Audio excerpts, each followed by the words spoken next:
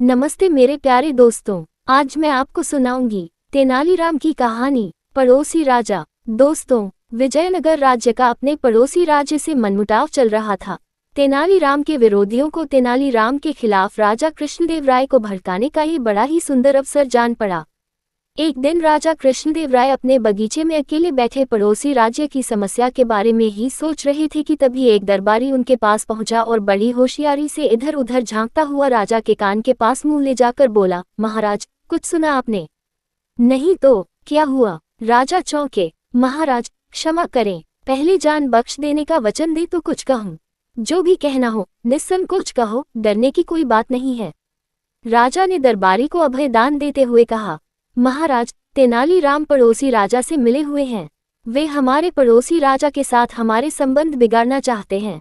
क्या बकते हो? राजा गरज कर बोले, मैं तो पहले ही समझ गया था महाराज।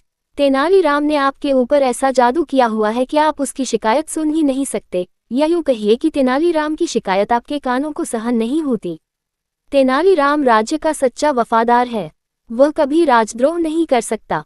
तुम्हें कहीं से अवश्य ही गलत सूचना मिली है। राजा कृष्णदेव राय ने उस दरबारी से कहा, महाराज, आपको जितना विश्वास तेनालीराम की सच्चाई पर है, उससे कहीं अधिक विश्वास मुझे अपनी इस सूचना पर है। पूरी तरह जांच व परख करके ही मैंने आप तक ये सूचना पहुंचाई। जब उस दरबारी ने खूब जोर देकर अपनी बात कही तो राजा को सोचने पर मजबूर होना पड़ा।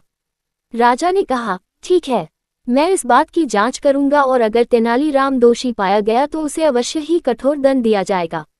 राजा की इस बात से प्रसन्न होकर दरबारी अपने घर चला गया। दूसरे दिन कृष्णदेव राय ने तेनालीराम को एकांत में बुलवाया और बोले, तेनालीराम, हमें सूचना मिली है कि तुम हमारे शत्रु राजा से मिलकर हमारे विजयनगर राज्य को दूसरे के अधीन कराना चाहते हो। तेनालीराम ने जब अपने ऊपर लगाया गया यह आरोप सुना तो वह सिर से पैर तक कांप गया।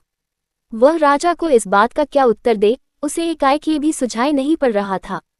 राजा ने जब तेनालीराम को चुप देखा तो वह क्रोध से भभक उठे और बोले, तो तुम्हारे चुप रहने का यही अर्थ लगाया जाए कि तुम अपना अपराध स्वीकार करते हो। ये सुनकर तेनालीराम की आंखों में आंसू आ गए। वह बोला, महाराज की बात काटने का साहस न तो मैंने अब तक किया है और न ही कभी भविष्य में कर सकूंगा। राजा तो क्रोध से भरे हुए थे। तेनालीराम के इस उत्तर से वे और भी भड़क उठे।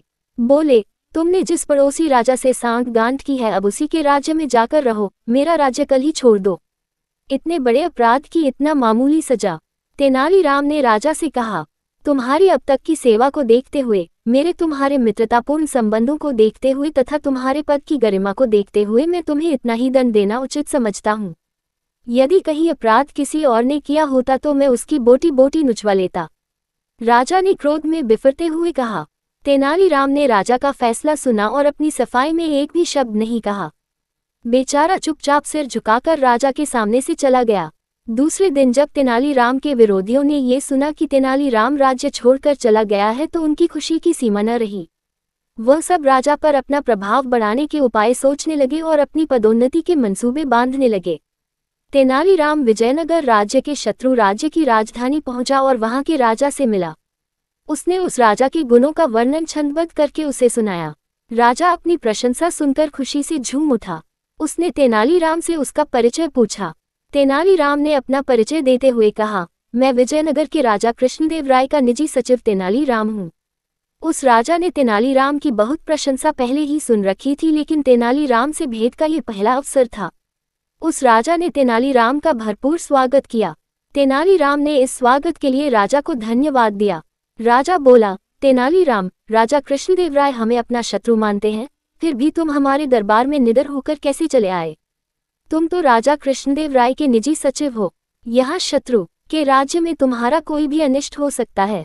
राजा ने हालांकि सच कहा था, फिर भी तेनालीराम ने मुस्कुरा कर कहा, राजन, आप विद्वान हैं, आपके पास अपार शक्ति है, आप सुयोग्य प्रशासक हैं और प्रजा की भलाई चाहने वाले हैं। बिल्कुल ऐसे ही गुण हमारे महाराज में भी हैं। वे आपको अपना शत्रु नहीं, मित्र मानते हैं। आपकी इसी भ्रांति के निवारण के लिए महाराज ने मुझे आपके पास भेजा है। महाराज हमारे दुश्मन नहीं, दोस्त हैं। आश्चर्य से चौंकता हुआ राजा बोला, लेकिन हमारे जासूसों ने तो हमें ये खबर दी थी कि राजा कृष्णदेव राय हमारे राज्य पर हमला करने की तैयारी कर रहे हैं। हाँ राजन, हमारे गुप्तचरों ने हमारे महाराज से यही बात आपके लिए भी कही थी। तभी हमारे महाराज ने मुझे आपके पास भेजा है। युद्ध कभी किसी के लिए लाभकारी हुआ है जो आप जैसे दो विद्वान राजाओं को लाभकारी होगा। तेनालीराम ने कहा। उस राजा पर तेनालीराम की बातों का असर हुआ। वह बोला, लड़ाई तो मैं भी नहीं चाहता, लेकिन ये बात साबित कैसे हो कि राजा कृष्णदेव राय सच्चे दिल से सुलह के इच्छुक हैं। आप कल ही कुछ उपहार व संधि पत्र देकर अपना एक दूत विजयनगर भेज दें। उस दूत को मैं भी अपना एक पत्र दूंगा। यदि महाराज कृष्णदेव राय आपका उपहार स्वीकार कर ले तो मित्रता समझी जाए, और यदि वे उपहार लौटा दे तो आप मुझे जो चाहे दंड दे दें। लेकिन ये तो मेरी तरफ से सुलह का पैगाम हुआ, ये तो मेरी हेठ ही मानी जाएगी। राजा ने कहा, लेकिन संधि प्रस्ताव लेकर तो मैं स्वयं आपकी सेवा में उपस्थित हुआ हूँ। पहल तो हमारे राज्य की ओर से है। राजा की समझ में यह बात आ गई। उसने दूसरे ही दिन अपना एक विशेष दूत कुछ उपहार साथ देकर विजयनगर भेज दिया। उधर राजा कृष्णदेव राय को भी ये पता चल चुका था कि तेनालीराम बेकसूर था। उसके विरुद्ध दरबारियों ने आपस में मिलकर झूठी चाल चली थी। इधर जैसे ही शत्रु राजा का दूत बहुमूल्य उपहार लेकर राजा कृष्णदेव राय के पास पहुंचा तो राजा प्रसन्नता से भर उठे। उन्होंने मन ही मन तेनालीराम की बुद्धिमानी की प्रशंसा की और उस दूत के साथ ही अपना मंत्री भी उस राजा के लिए उपहार देकर भेज दिया। राजा कृष्णदेव राय ने अपना एक विशेष पत्र भी उस राजा के नाम लिखा कि तेनालीराम को तुरंत वापस भेज दिया जाए। और जब तेनालीराम वापस विजयनगर पहुंचा तो राजा कृष्णदेव राय ने उसका विशेष स्वागत किया और उसे ढेरों पुरस्कार दिए। जिन दरबारियों ने तेनालीराम के विरुद्ध षड्यंत्र रचा था, वे दरबारी शर्म से पानी पानी हो गए। धन्यवाद दोस्तों। वीडियो को लाइक करें और अपनी राय कमेंट बॉक्स में ज़रूर दें, और हाँ, चैनल को सब्सक्राइब भी कर लें ताकि आपको हमारे सारे अपडेट्स मिलते रहें।